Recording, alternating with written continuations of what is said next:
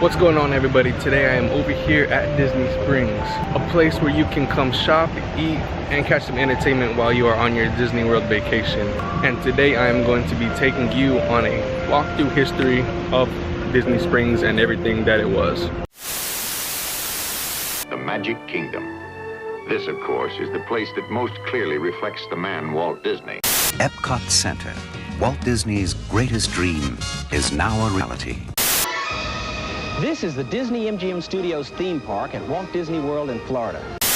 Hello, I'm Michael Eisner, and I am proud to join all the animals and characters in welcoming you to Disney's Animal Kingdom. To all who come to this happy place, welcome.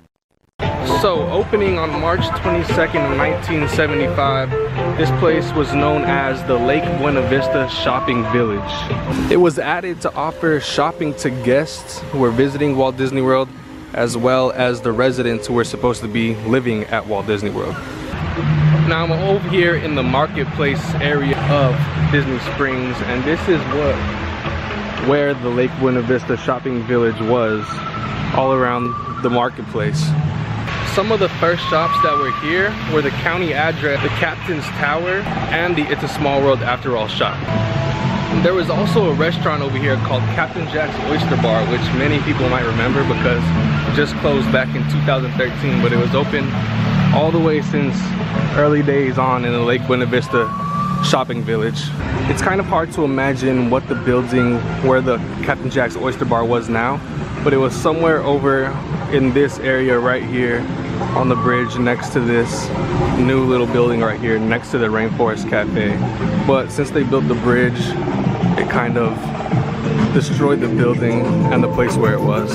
And actually, Captain Jack's Oyster Bar was named after Disney legend Jack Olsen, who loved to fish and sail. To attract more guests to this area of Walt Disney World, Disney changed its name from the Lake Buena Vista Shopping Village to the Walt Disney World Village in 1977. Now, also in that same year of 1977, the Empress Lily, which you see here, was added to the village. Now, the Empress Lily, which you see behind me, is a paddle steamer riverboat, which was named after Walt Disney's wife, Lillian Disney, and she was actually here for the opening of it. Now, inside the boat, there was a bunch of restaurants and lounges, and today it still operates as Paddlefish. As the Walt Disney Village continued to grow, it added more shops and restaurants, and there was even a few times that you could meet Darth Vader at the Captain's Tower. But other than that, the Walt Disney World Village didn't really expand outward into the space that they had.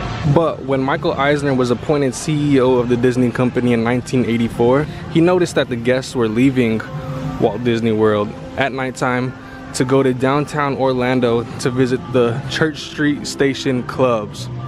Now, as you can imagine, he didn't really like this too much, and he wanted to find a way to keep guests on property at all times. When guests stayed on property the whole time when they're on vacation meant that they would be spending more dollars at Disney, which would mean increases of revenue for them.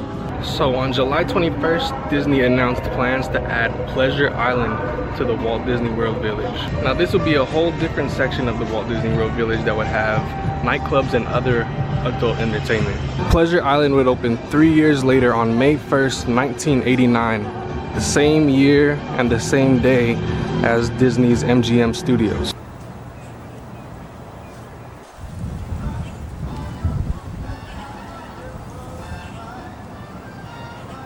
Now, with the addition of Pleasure Island, Disney made sure that there was a deep backstory that they added to it, and the Imagineers worked hard on developing the story. It was said that the island was an old abandoned industrial waterfront district, which was originally owned by a man named Meriwether Adam Pleasure. Now, Meriwether Adam Pleasure was an enterprising 19th century ship merchant, and he owned Pleasure Canvas and Salesmaking Inc. Now, the island was very successful, and it was a very popular place for sailors from all around the seas to come and tell their tales. Now, there was a total of 26 plaques placed around the island, and each would describe what the buildings once were and the backstory to the island.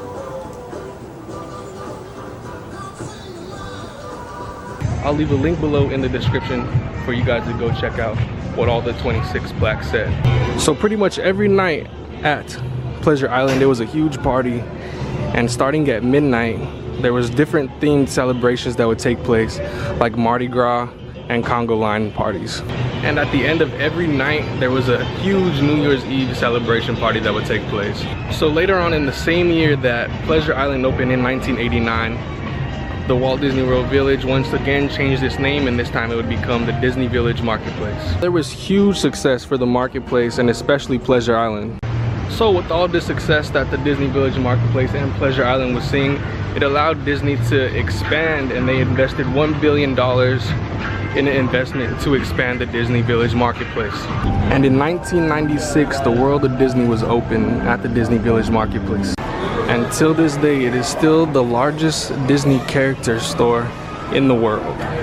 Disney also had plans of combining the marketplace area and the Pleasure Island area into one. Even though technically they were still all a part of the Disney Village Marketplace, the two were kind of marketed as two completely different areas. They even had two different maps associated with them. And besides that, you had to pay an admission fee to get into Pleasure Island. So once again, in 1997, the Disney Village Marketplace changed its name to Downtown Disney. Along with the new name, the west side portion of Downtown Disney was also opened. So the west side added a whole new section for new shops, new restaurants, and new entertainment options. So a couple things that were added to the west side were the House of Blues, where you could come eat at the restaurant or catch a concert, as well as Cirque du Soleil and Disney Quest. Disney Quest was an interactive indoor theme park that Disney had plans to build all over the country and the world. But that is a completely different video for another day because it has a huge backstory to it. So the first few years after Downtown Disney rethemed itself and opened the west side, it was very successful. But in 2004, attendance to Pleasure Island started to decline.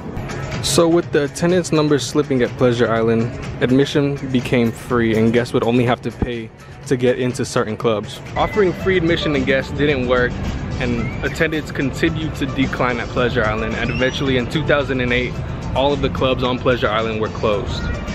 So with all of the clubs closing at Pleasure Island in 2008, it was only a matter of time before Disney announced new plans to replace what was Pleasure Island. And so on November 18th, 2010, Disney announced plans to transform Pleasure Island into Hyperion Wharf. This would have been a vibrant waterfront district which would offer stylish boutiques as well as innovative restaurants. However, plans for Hyperion Wharf were never realized. They instead became a whole new different idea for Downtown Disney, which would reinvent itself into Disney Springs. So in 2013, the year Hyperion Wharf was supposed to be completed, Disney announced their plans for Disney Springs. Disney described it as a timeless and vibrant place that celebrated the turn-of-the-century lakeside towns that dotted the Florida landscape. And Imagineers came up with the backstory for Disney Springs just as they did for Pleasure Island. The springs were said to have begun at Town Center and eventually grew into the Landing, West Side, and the Marketplace. The Town Center will be a whole new section added to this area, and the Landing was the location of what was Pleasure Island. So this construction of Disney Springs would take around 3 years to complete, and it would nearly double the size of what was known as Downtown Disney. And it added 150 new shops and restaurants as well as new parking garages. So with the announcement that Disney Springs was coming, it was also said that Disney Quest, the interactive indoor theme park, would be closing to make way for the NBA experience, which is scheduled to open in summer of 2019. Cirque du Soleil, which used to house La Nuba, will also be getting a new show which will be inspired and be paying homage to Disney animation. So guys, that is the full history of Disney Springs going back to the mid-1970s. If you guys enjoy learning about the history of Disney Springs, let me know. Leave a like, leave a comment, share with your friends, share with whoever. Subscribe to the channel if you're new. I'm gonna be doing some more history videos coming soon. So I was also thinking about going to the different shops and restaurants around Disney Springs and showing you guys what they once were and how they've changed over the years. So let me know if you guys want to see a video about that. But that's it, so thank you guys for watching. and make sure you subscribe to the channel so you can keep up with all the new videos, and we'll see you guys on the next one.